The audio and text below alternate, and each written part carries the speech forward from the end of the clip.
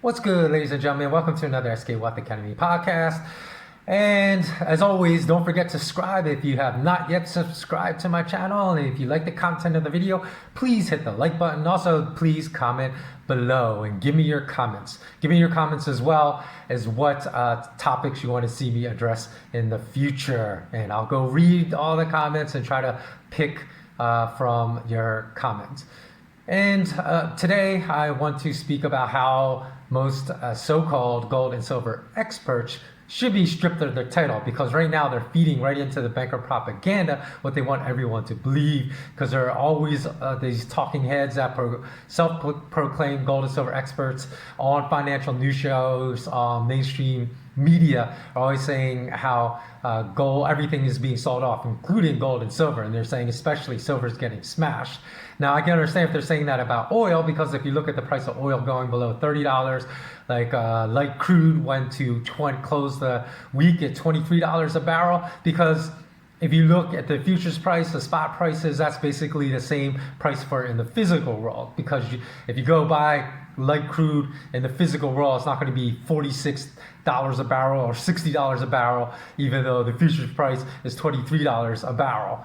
But if you look at gold and silver, if you watch my last video, you already know that the prices of real physical gold and silver, especially the coin market, is way higher than the prices established by the bankers in the futures markets and for the spot prices. Because in the last month alone, and I am the only person that I've seen talking about this, is that the fact that the Chicago Mercantile Exchange has raised silver and gold margins, the initial margins for the 100-ounce gold futures contract and the 5,000-ounce silver futures contract 4 times in the past month. Why is no one talking about this?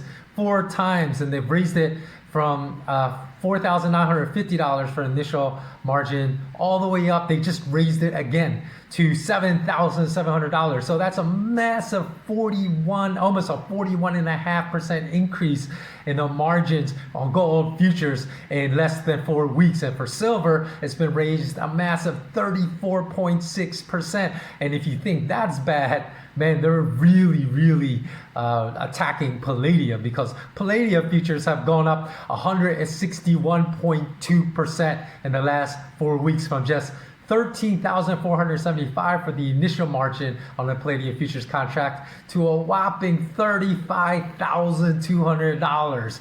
And so, like I said, this was again the 4th margin raise in less than a month. So it's not as bad as the time they raised margins 5 times in 9 days on silver futures contracts to slam the price of silver futures prices, but it's having the same effect, even though it's been spread out. But that is still a really condensed period of time, 1 month, because the 5 times in 9 days back in the day was just ridiculous. So think of it this way, because I already have explained in full detail to my patrons why this causes forced selling in the futures markets and why that causes the paper prices to plummet, even though the physical prices are not. So again, think about it this way. Say you had a mortgage payment that was $2,000 and you're fine with that. It's within your budget. But all of a sudden, just like the margins in the palladium futures, the initial margin, your mortgage payment is raised to 161.2% higher. So from $2,000, it goes to $5,222 a month.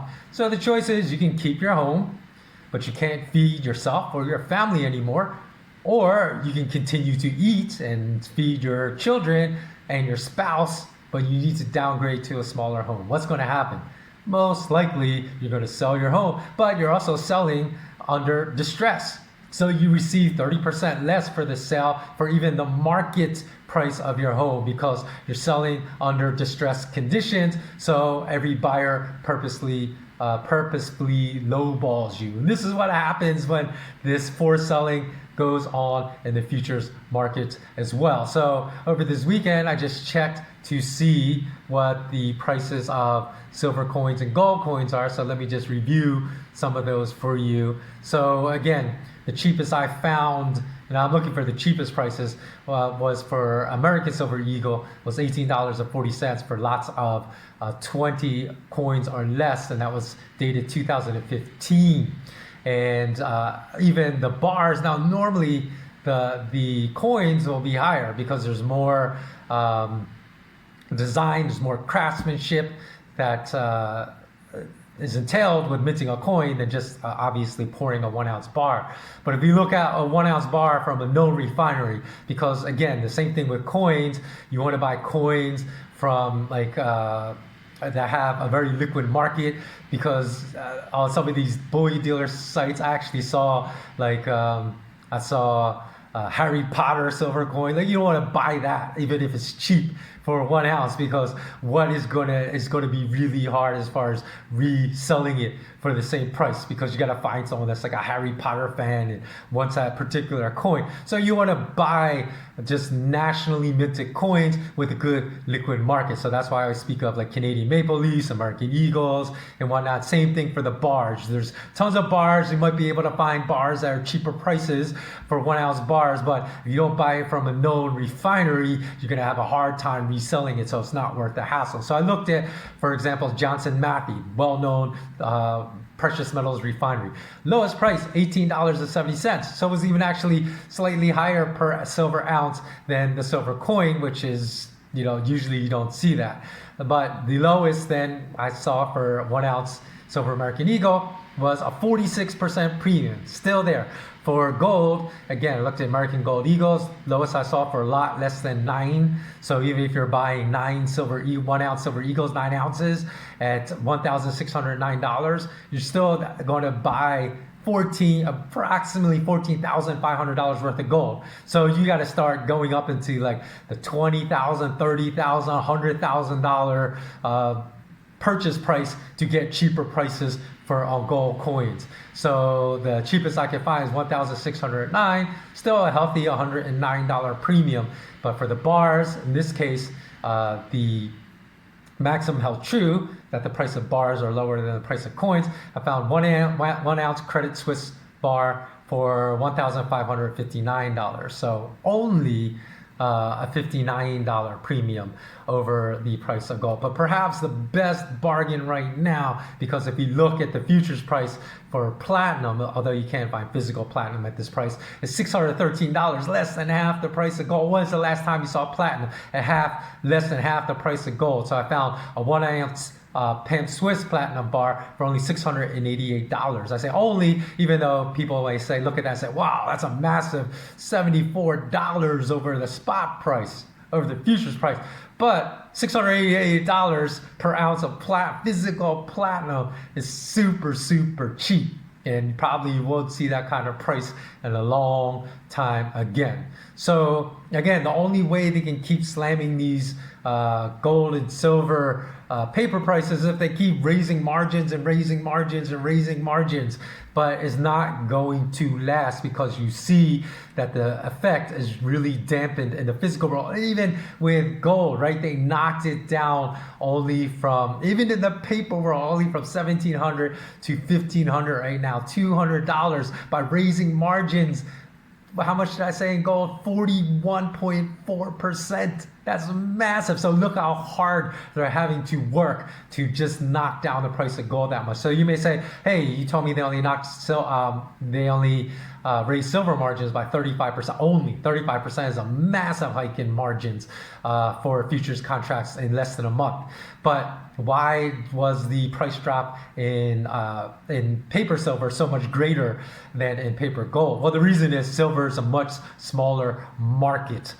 When you look at the total global market price for silver and the total global market price for gold, and that being a much smaller market, it's much easier to manipulate the price. That's why you always see historically silver prices be much more volatile than gold prices. So one last thing before I wrap up this quick video, one last word on coronavirus. So I hope everyone in America is now taking this seriously, because you can go to my video that I released more than 3 weeks ago that I titled Americans, I Recommend You Panic About the Coronavirus. And of course, I really wasn't recommending that people panic, because panic is the absolute worst response to a crisis. You need to remain calm and rational. But I only titled that video as tongue-in-cheek because no one in America, no one I knew in America, having been born and raised in the States, was taking the threat of coronavirus seriously. He said, oh, it's not even going to come to the States. And at that point I released my video, I think only a handful of cases had been